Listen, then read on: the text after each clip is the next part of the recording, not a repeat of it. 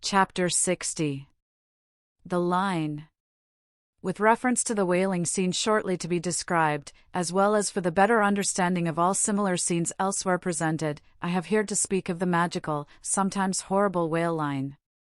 The line originally used in the fishery was of the best hemp, slightly vapored with tar, not impregnated with it, as in the case of ordinary ropes, for while tar, as ordinarily used, makes the hemp more pliable to the rope maker, and also renders the rope itself more convenient to the sailor for common ship use, yet, not only would the ordinary quantity too much stiffen the whale line for the close coiling to which it must be subjected, but as most seamen are beginning to learn, tar in general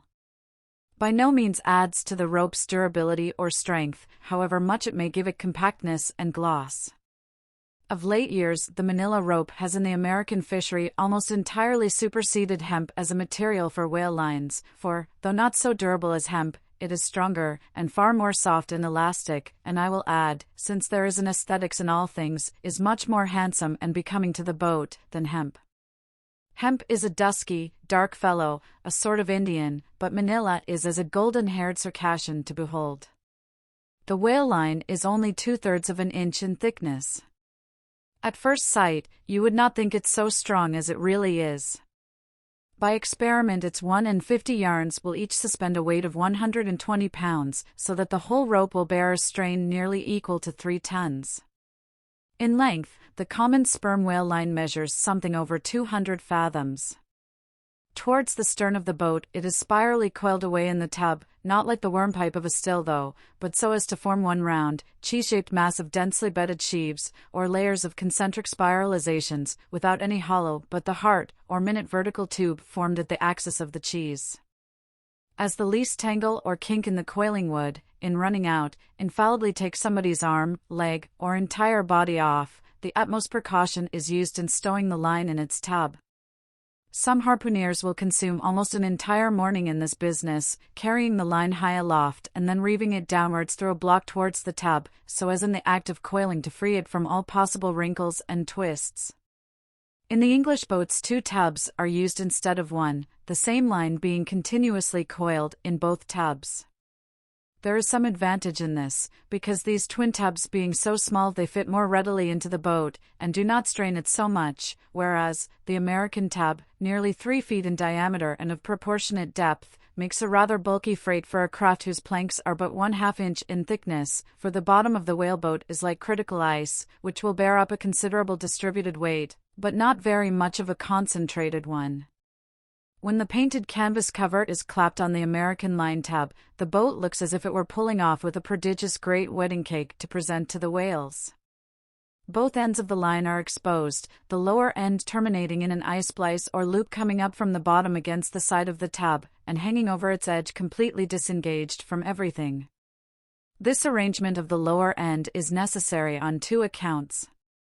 First, in order to facilitate the fastening to it of an additional line from a neighboring boat, in case the stricken whale should sound so deep as to threaten to carry off the entire line originally attached to the harpoon. In these instances, the whale of course is shifted like a mug of ale, as it were, from the one boat to the other, though the first boat always hovers at hand to assist its consort.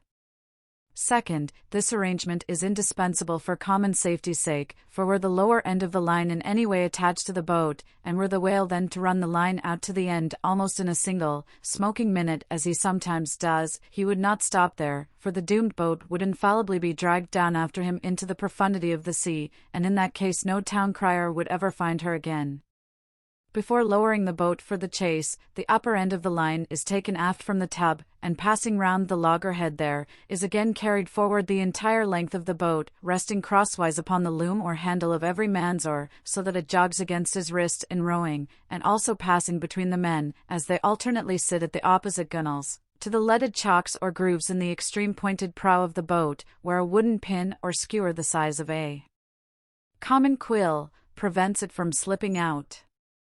From the chocks it hangs in a slight festoon over the bows, and is then passed inside the boat again, and some 10 or 20 fathoms, called box line, being coiled upon the box in the bows, it continues its way to the gunwale still a little further aft, and is then attached to the short warp, the rope which is immediately connected with the harpoon, but previous to that connection, The short warp goes through sundry mystifications too tedious to detail.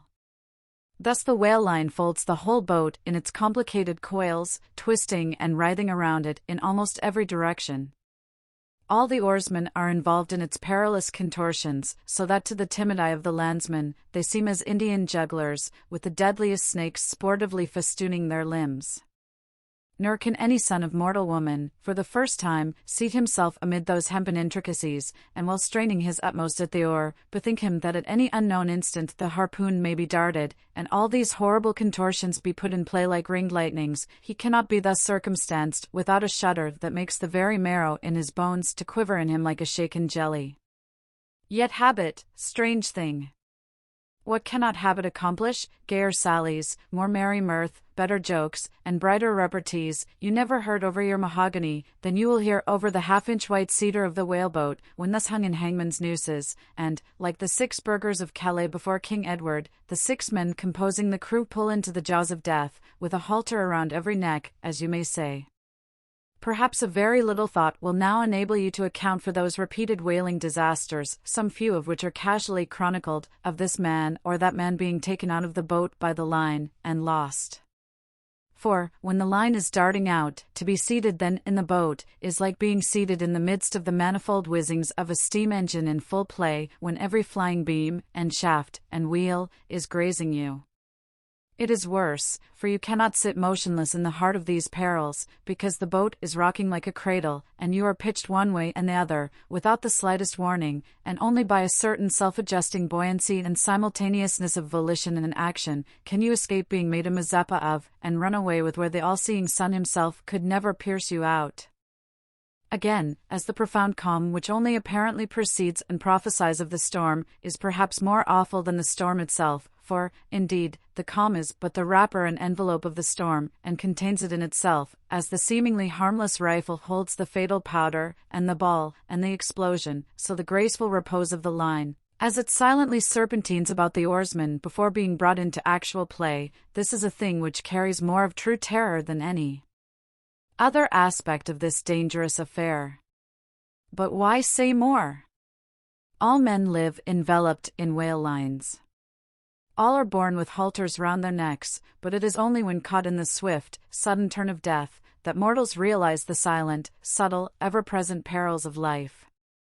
And if you be a philosopher, though seated in the whaleboat, you would not at heart feel one whit more of terror, than though seated before your evening fire with a poker, and not a harpoon, by your side.